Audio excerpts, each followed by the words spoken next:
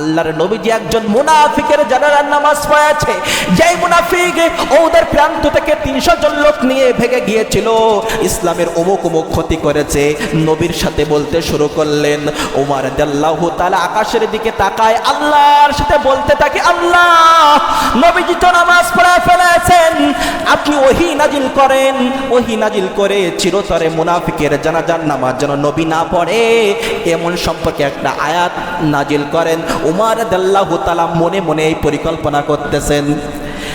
আল্লাহর নবীজি যখন নামাজ শেষ করে জানাজার দাফন করা পর্যন্ত অপেক্ষা করতেছেন, হঠাৎ করে আল্লাহ তাআলার ফেরেশতা জিবরাইল আলাইহিস সালাম হাজির হয়ে গেল।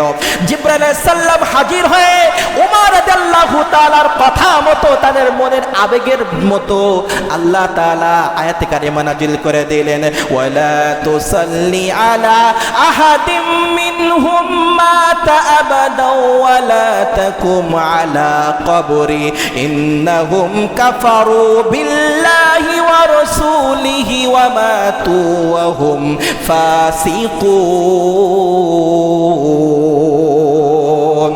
আল্লাহ তাআলা বললেন, কে নবী, মুনাফিকদের মধ্যে যদি কেউ মারা যায়, মারা গেলে আপনি কখনো তার জানাজার নামাজ পড়বেন না এবং তাদের কবরের পাশেও গিয়ে আপনি দোয়া করবেন না।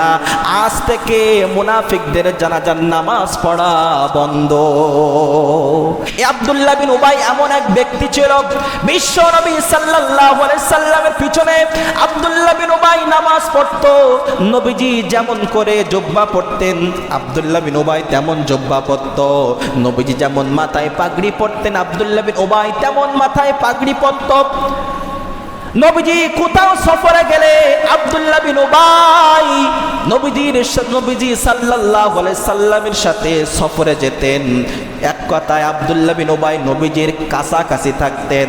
মুনাফিকের শাস্তি কত নিকৃষ্টময় হবে আল্লাহ রাব্বুল আলামিন সেটাও কোরআনুল কারীমের ভিতরে বলে দিয়েছেন।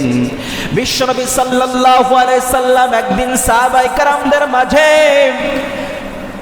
ওয়াজ করতেছেন, দাস দিচ্ছেন, হঠাৎ করে নবীজি ওয়াজ করা বন্ধ করে দিলেন। সাহাবায়ে কেরামরা জিজ্ঞাসা করলেন, ইয়া রাসূলুল্লাহ, ওগো আল্লাহর নবী, আপনি কেন ওয়াজ করতে করতে আপনি কেন হঠাৎ করে বন্ধ করে দিলেন? আল্লাহর নবীজি সাল্লাল্লাহু আলাইহি সাল্লাম বললেন, আমার সাহাবীরা, একটু আগে বিকট একটা আওয়াজ হয়েছে। সাহাবীরা বলল, ইয়া রাসূলুল্লাহ, এটা কিসের আওয়াজ? আল্লাহর নবীজি বললেন, ও আমার সাহাবীরা, আজ থেকে ৭০,০০০ বছর আগে আল্লাহ তাআলা জাহান্নামের ভিতরে একটা পাথর ফেলে দিয়েছিল।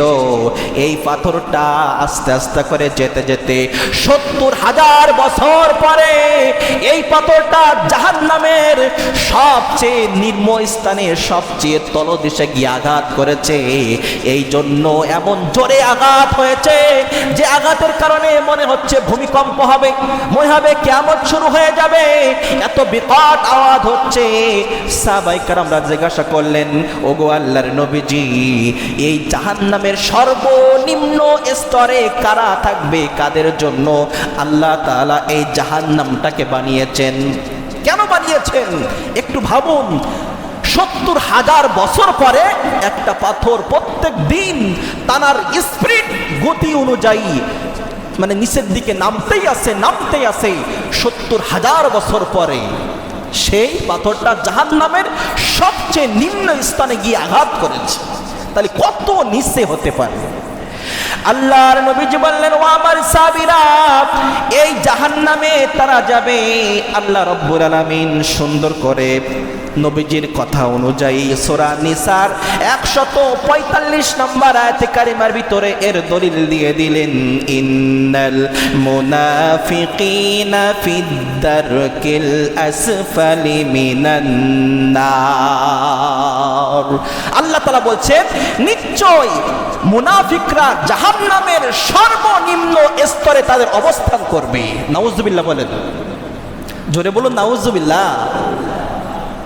কিছু ভেবেছেন সর্বনিম্ন স্তর? আপনি এখান থেকে 10 ফুট নিচে গর্ত করে আপনি ওখানে দেখেন কি অবস্থা, কি অন্ধকার, কি ভয়াবহ। আর জাহান্নামের সর্বনিম্ন স্তরে মুনাফিকদেরকে আল্লাহ তাআলা আস্তানা দিবেন, যারা মুনাফিক হবে। মুনাফিক অত্যন্ত ভয়ানক একটা শব্দ। মুনাফিক খুবই ভয়ঙ্কর। এই মুনাফিক এর কোনো সূরাত নেই, মুনাফিকের কোনো আলাদা কোনো লকব নেই, মুনাফিকের জন্য আলাদা কোনো পোশাক নেই। এই মুনাফিক থাকে মুমিনদের মাঝে, মুসলমানদের মাঝে লুকায়ে লুকায়ে লুকায়ে তারা তাদের মুনাফিকি কাজকর্ম করে। নবীজি সাল্লাল্লাহু আলাইহি সাল্লাম মদিনায় আসার আগে আব্দুল্লাহ ইবনে উবাই নামক একজন ব্যক্তি ছিল। এই আব্দুল্লাহ ইবনে উবাই নবীজি মক্কায় আসার আগে, এই মদিনায় আসার আগে এই আব্দুল্লাহ বিন উবাই মদিনার নেতা হওয়ার জন্য সমস্ত কার্যক্রম রেডি। যেই না ইসলাম বিজয় হলো, নবীজি সাল্লাল্লাহু আলাইহি সাল্লাম মদিনায় গেলেন, এই আব্দুল্লাহ বিন উবাই তার সমস্ত পদক্ষেপ নস্যাৎ হয়ে গেল, ধূলিসাৎ হয়ে গেল। তার কারণ যেখানে আমার নবী যায়, নবী ছাড়া অন্য কেউ নেতা হতে পারে না। আব্দুল্লাহ বিন উবাই মারাত্মকভাবে হিংসার ভিতরে পড়ে গেলেন, ক্ষোভের ভিতরে পড়ে গেলেন। আব্দুল্লাহ বিন উবাই এক পর্যায়ে কি করবে, নামধারী মুসলমান হয়ে গেলেন, কালিমা পড়ে মুসলমান হয়ে গেলেন। উহুদ যুদ্ধের সময় চলে আসলো। মক্কার কাফেররা মদিনায় আক্রমণের জন্য বিশাল বাহিনী তারা তৈরি করেছে। মুসলমানদের সাথে 1000 সৈন্য আছে, 1000 সাহাবী। আল্লাহর নবীজি সাল্লাল্লাহু আলাইহি সাল্লাম বললেন, ও আমার সাহাবীরা, আমরা তো 1000, কাফেররা তো অনেক সংখ্যক মানুষ, অনেক সংখ্যক কাফের। ও আমার সাহাবীরা, এই কাফেরদের যদি থামাতে হয় তাহলে এদের জন্য গিরিপথের ব্যবস্থা করতে হবে, সেখানে তাদের পাকড়াও করতে হবে। আল্লাহর নবীজি সাল্লাল্লাহু আলাইহি সাল্লাম উহুদ পাহাড়ে কিছু সাহাবীকে ওখানে দেওয়ার জন্য সিদ্ধান্ত করলেন। এক পর্যায়ে আব্দুল্লাহ বিন উবাই মুসলমানদের সাথে কয় হাজার সৈন্য, 1000, কত 1000। আব্দুল্লাহ বিন উবাই সঙ্গে সঙ্গে যে মুহূর্তে আল্লাহর নবীজি সাহাবীদেরকে সাজাচ্ছেন, তোমরা এখানেই দাঁড়াবে, তোমরা ওখানেই থাকবে, এভাবে করতে করতে যখন সাহাবীদের সাজাচ্ছেন, হঠাৎ করে আব্দুল্লাহ বিন উবাই তিনি একটা দলিল দেখালেন। ও আল্লাহর নবী, এই সিদ্ধান্ত, যুদ্ধের সিদ্ধান্তের জন্য আমাদের কাছে কিছু জিজ্ঞাসা আপনি করেন নাই, এই জন্য আমরা 300 জন লোক আমি সহ এখান থেকে চলে যাচ্ছি, আমরা যুদ্ধ করব না। দেখেছেন, 300 জন লোক আব্দুল্লাহ বিন উবাই মুসলমানদেরকে ভুল বোঝায় যে আল্লাহর নবীজি আমাদের কাছে কিছু শোনে না, আমাদের কোনো দাম দিচ্ছে না, এভাবে ভুল বোঝায় 300 জন সাহাবীদেরকে নিয়ে আব্দুল্লাহ বিন উবাই ভেগে গেল। আল্লাহর নবীজি সাল্লাল্লাহু আলাইহি সাল্লাম এই আব্দুল্লাহ বিন উবাই সম্পর্কে মুনাফিক বলেছেন, মুনাফিক বলে আখ্যায়িত করেছেন। উহুদ যুদ্ধের ঘটনা বলা আমাদের উদ্দেশ্য না, মুনাফিক কারা, মুনাফিক চেনার উদ্দেশ্য আমাদের। এই আব্দুল্লাহ বিন উবাই এমন এক ব্যক্তি ছিল, বিশ্ব নবী সাল্লাল্লাহু আলাইহি সাল্লামের পিছনে আব্দুল্লাহ বিন উবাই নামাজ পড়তো। নবীজি যেমন করে জুব্বা পড়তেন, আব্দুল্লাহ বিন উবাই তেমন জুব্বা পড়তো। নবীজি যেমন মাথায় পাগড়ি পড়তেন, আব্দুল্লাহ বিন উবাই তেমন মাথায় পাগড়ি পড়তো। নবীজি কোথাও সফরে গেলে আব্দুল্লাহ বিন উবাই নবীজি সাল্লাল্লাহু আলাইহি সাল্লামের সাথে সফরে যেতেন। এক কথায় আব্দুল্লাহ বিন উবাই নবীজির কাছাকাছি থাকতেন। এই উহুদ যুদ্ধ থেকে 300 জন অনুসারীদেরকে নিয়ে যখন আব্দুল্লাহ বিন উবাই চলে গেল, আল্লাহর নবীজি মন খারাপ করলেন। আল্লাহর নবীজি তাকে মুনাফিক বলে আখ্যায়িত করলেন, আল্লাহ তাআলা তাকে মুনাফিক বলে আখ্যায়িত করলেন। আমার বন্ধুগণ, এই আব্দুল্লাহ বিন উবাই যখন মারা গেল, আব্দুল্লাহ বিন উবাইয়ের একজন সুশিক্ষিত সুসন্তান ছিল, তার নাম হলো আব্দুল্লাহ। এই আব্দুল্লাহ নবীজি সাল্লাল্লাহু আলাইহি সাল্লামের কাছে আসলেন, এসে বললেন, ইয়া রাসূলুল্লাহ, ইয়া হাবিবাল্লাহ, একটা কথা বলতে চাই। বলল, আব্দুল্লাহ বলো, কি কথা তুমি বলবা? ইয়া রাসূলুল্লাহ, আমার বাবা মারা গিয়েছে। আমার বাবা ইসলামের জন্য অনেক ক্ষতি করেছে। আমার বাবা আপনাকে কখনো নেতা বলে মারে নাই, এটা আমি ভালো করে জানি। ইয়া রাসূলুল্লাহ, আমার বাবা উহুদের প্রান্তর থেকে 300 জন সাহাবীদেরকে নিয়ে ভেগে গিয়েছিল। আমার আব্দুল্লাহ, আমার পিতা মুনাফিক, আমি জানি। ইয়া রাসূলুল্লাহ, আমার পিতা মুনাফিক, এরপরেও তো আমি তার সন্তান। আমি চাই ইয়া রাসূলুল্লাহ, আমার পিতার জানাজার নামাজটা আপনি পড়ায় দেন, আর আপনার গায়ের একটা পোশাক আমার পিতার কাফনের জন্য আপনি দিয়ে দেন। যদি আপনি এগুলো দেন, তাহলে আমার মনে হয় আল্লাহ তাআলা এর ওসিলায় আমার পিতাকে ক্ষমা করে দিতে পারে। আমার নবী তো দয়ার নবী। আল্লাহ রাব্বুল আলামিন আমার নবীকে তো রাহমাতুল লিল আলামিন বানিয়েছেন। আল্লাহ তাআলা বললেন, ওয়া মা আরসালনাকা ইল্লা রাহমাতাল লিল আলামিন। আল্লাহ তাআলা বললেন, আমি আমার নবীজিকে রাহমাতুল লিল আলামিন করে পাঠিয়েছি। নবীজি সাল্লাল্লাহু আলাইহি সাল্লাম বললেন, ঠিক আছে আব্দুল্লাহ যাও, ও আব্দুল্লাহ যাও, তোমার বাবার জানাজার নামাজ আমি পড়াবো।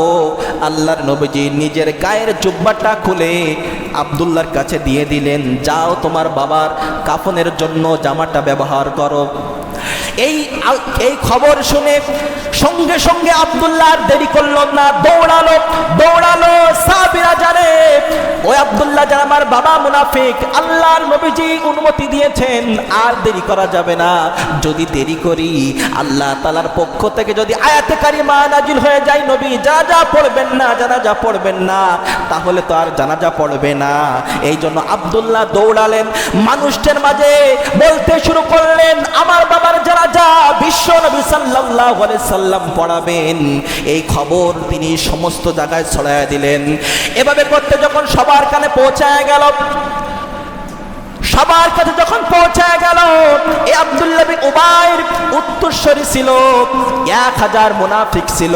এই মুনাফিকদের কানেও এই খবর পৌঁছায় গেল। মুনাফিকরা চিন্তা করলো যে আব্দুল্লাহ বিন উবাই নবীজিকে মারার জন্য পরিকল্পনা করত, নবীজিকে হত্যা করার জন্য সব সময় চক্রান্ত করত। আব্দুল্লাহ বিন উবাই নবীজিকে কষ্ট দেওয়ার জন্য সমস্ত কাজ করত। এই আব্দুল্লাহ বিন উবাই মারা গিয়েছে, আমাদের লিডার, এই লিডারের জানাজার নামাজ বিশ্ব নবী পড়াবে।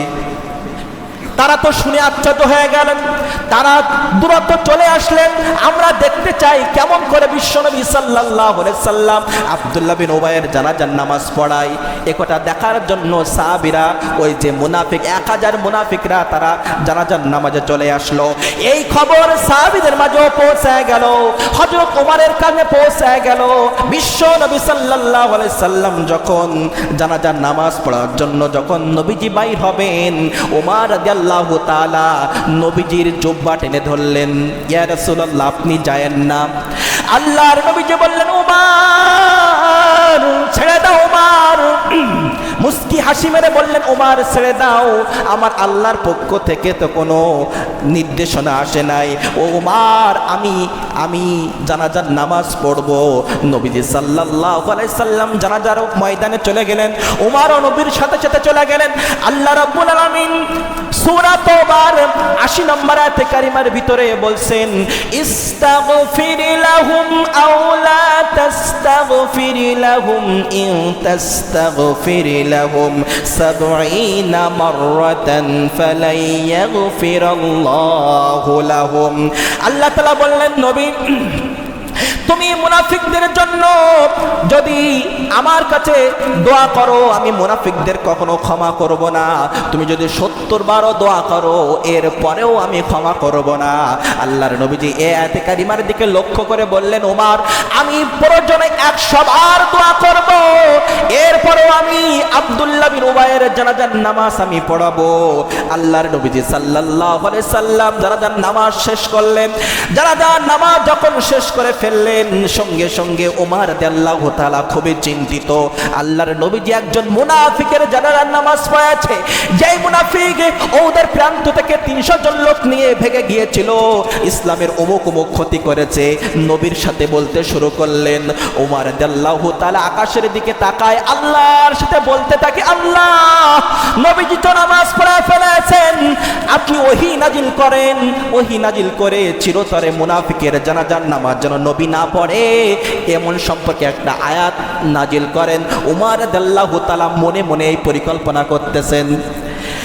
আল্লাহর নবীজি যখন নামাজ শেষ করে জানাজার দাফন করা পর্যন্ত অপেক্ষা করতেছেন, হঠাৎ করে আল্লাহ তাআলার ফেরেশতা জিবরাইল আলাইহিস সালাম হাজির হয়ে গেল।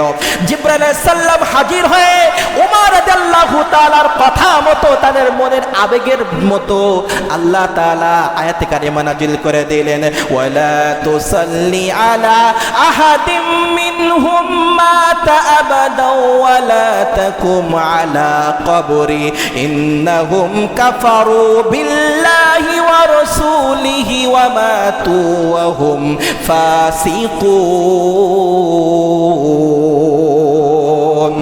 আল্লাহ তাআলা বললেন, মুনাফিকদের মধ্যে কে নবী, মুনাফিকদের মধ্যে যদি কেউ মারা যায়, মারা গেলে আপনি কখনো তার জানাজার নামাজ পড়বেন না এবং তাদের কবরের পাশেও গিয়ে আপনি দোয়া করবেন না। আজ থেকে মুনাফিকদের জানাজার নামাজ পড়া বন্ধ। নবীজি সাল্লাল্লাহু আলাইহি সাল্লাম চিহ্নিত কোনো মুনাফিকের জানাজা সেখান থেকে আর পড়েন নাই। আজও ওই আয়াত কিন্তু রয়েছে, ওই আয়াতের শিক্ষা কিন্তু আজ আমাদের সমাজে রয়েছে। আপনার জানা মতে যে ব্যক্তি মুনাফিক, এই মুনাফিকের জানাজা আপনিও যেতে পারবেন না। যদি যান, আল্লাহ তাআলার কোরআনের আয়াতের বিরোধিতা করা হবে। এই জন্য মুনাফিক জেনে শুনে কোনো মুনাফিকের জানাজায় যাওয়ার কোনো আমাদের প্রয়োজন নাই।